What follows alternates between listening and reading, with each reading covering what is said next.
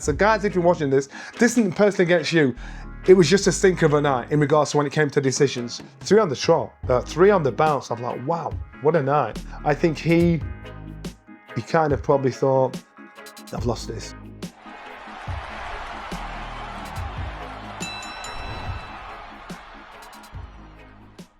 Yes, the weekend roundup, what happened last week, what happened this weekend, and what's happening the week to come. Last night, what was all that about? They say it comes in threes. There were 3 decisions that were made last night that, unfortunately, all the 3 guys that were involved in these decisions were actually, I like them, they're friends. One of them was a former guest. So I have not got anything personal against these guys. So guys, if you're watching this isn't personally against you. It was just a stinker of a night in regards to when it came to decisions. Decision number 1, wow. So Joshua Buatsi against Zach Parker. They got stuck into it. Parker, I think he deserved the win. I think he deserved the win. Joshua Buatsi, at 32 years old, I just think he's lost that bounce on his step. I can remember when he turned over, and I thought, this guy's like a young Evander Holyfield, on his toes, on point, you know, putting the pressure on. Now he's very flat-footed in regards to when he's walking through a fight or trying to bully somebody down, and uses sheer strength, determination, and stubbornness to get the better of his opponent. I didn't think he won last night. I didn't think he won on Saturday night, should I say. So that's one. And I know you've got to say what you've got to say. I can remember when I drew against Guamalo Jones in a world title defence. I didn't think I won the fight. Brennan whispered in my ear, just tell him you won the fight. Guamalo Jones, by the way, failed the drug test, just letting you know, after the fight, which I knew in the fight. But anyway, at the time, after the interview, I said, no, I got that easy, that was mine. When Joshua Buatsi, after that fight, did an inside the ring interview, I think he kind of probably thought, I've lost this, but he had to sell it. He had to back himself up. I don't think that's the end of Joshua Buatsi. I just think he had a stinker of a night.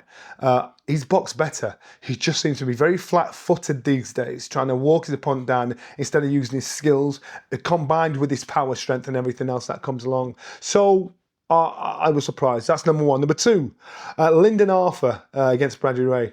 Now, Lyndon got collapsed in the second round. Bradley Ray put him down and he was all over him like a rash. Wouldn't leave him alone. A great attacking style from Bradley Ray, just to take the breath away from Lyndon Arthur. That was for the EBU title. And I think Bradley Ray, he got most of the good work done in the early parts of the fight. I think Lyndon Arthur, towards the back end, he started to set the shots up, try and get volleying them in. Again, I don't think Lyndon Arthur won. I thought the wrong man got the decision. Again, remember, Lyndon Arthur, Joshua Buatsi, these boys, they're my boys, but you've got to say how you see it. And then, as I say, it comes in threes. You had Liam Cameron against Troy Jones. I know it was a short notice job. It was for the WBA Intercontinental title. This all happened in Manchester. I didn't think Liam won. I think Liam was on the back foot a lot of the time. He held his own, but I think I'd say 60-40, 35-65, whatever the odds are. I don't think he got the fight. Again, lovely guys, the Sheffield boy, so I've got every reason to say the Sheffield boy got it. I don't think he did. 3 on the trot, 3 on the bounce. I'm like, wow, what a night. The surprising one to me was Joshua Buatsi. Really, I don't think his style's it's just changed. It's just changed massively. I want to say a big thanks to our sponsors, Bet Goodwin, for supporting that boxing show. Now, if you're interested in having a little flutter, or as I call it after my dad, Benji's Bets, Bet Goodwin's the place to be. Check out Bet Goodwin using the QR code on the screen. Go over to Orlando. You had Piero against Jordan Thompson. Jordan Thompson's jumped up from cruiserweight to heavyweight now. Jordan Thompson has an amazing physique. He's got the height, he's got the reach. He's got boxing IQ. But I think that style that he's taken from the cruiserweights to the heavyweights, I don't think it will suit the heavyweights for him. So he has to go back. He said, no, it's not him done, even though he lost. He got swiped in the I think it was the 9th round. Kind of staggered back, did it? He was like Wilder when he'd gone back to the ropes and came back into it again. But I think I just thought the fight itself for Jordan Thompson, he's just got to get comfortable with being a heavyweight. He's got to get comfortable with working with heavyweights. You've got a great jab. use your jab, use your height, use your reach. You're trying to box when you're in close, as though it's like a Mayweather-esque style inside. You're a big guy, you can't do that. It's like me, man with size 13 shoes trying to put him in an 8. So what I'm saying is, how you went about it, to me, I thought, you need to adapt that. And he said afterwards, that's not the end of me. You know, I'll actually go back and I'll have a look and see what I've got to fix. I think he's got potential as a heavyweight, because until you get to the top 5, top 10, there's so much room for a cruiserweight to come through and cause hellfire. So that was for the heavyweight WBA Intercontinental title. Pirro, he won it. The right man won it. So we had 3 stinkers last night here in the UK, and the right man won it out in Orlando. So that was interesting. What else did I do? My friend Clifton Mitchell, long time, old time. I've actually realised I've known him 35 years. When he came into the gym, he actually came in because he wanted to kick the shite out of me, because I just drew with Carlos de Leon, and he walked in and Brendan said, Ben said, "Why are you here?" And he said, "Well, if you can get him a world title fight, and he can't fight. I'm in the ring, by the way, looking down, and he can't fight.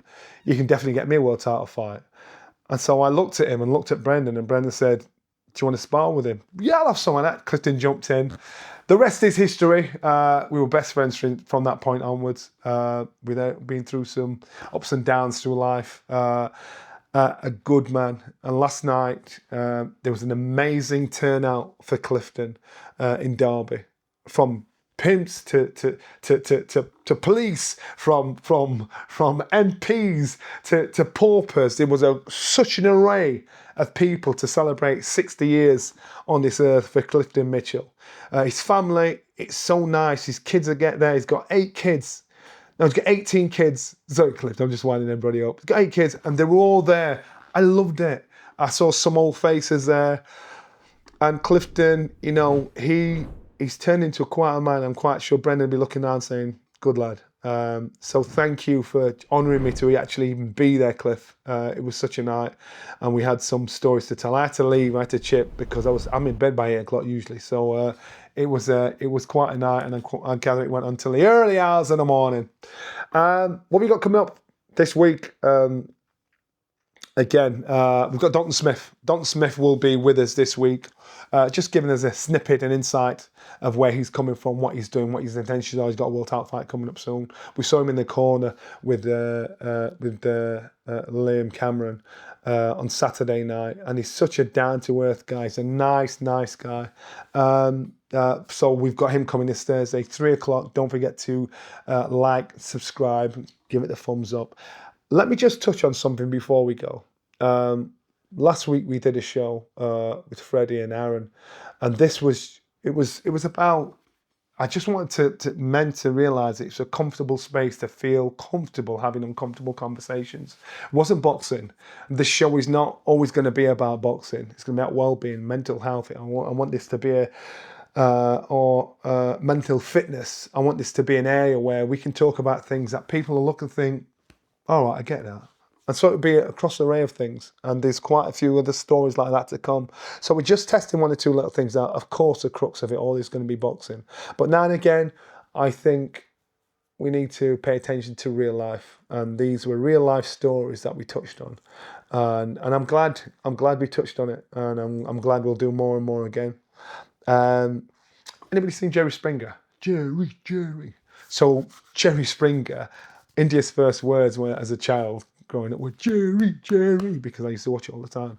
And at the end, he did his final thought. So I'm going to try a little bit. So what will my final thoughts be? I use one of Brenda's phrases, pretty simple. It's nice to be important, but it's important to be nice. Really simple. I'll leave you with that. Nothing more, nothing less. Just be nice to each other. Thursday, 3 o'clock, download, like and subscribe. Enjoy the ride. And remember, when we get to 10,000 subscribers, we're going to have a live studio audience every time we record a show.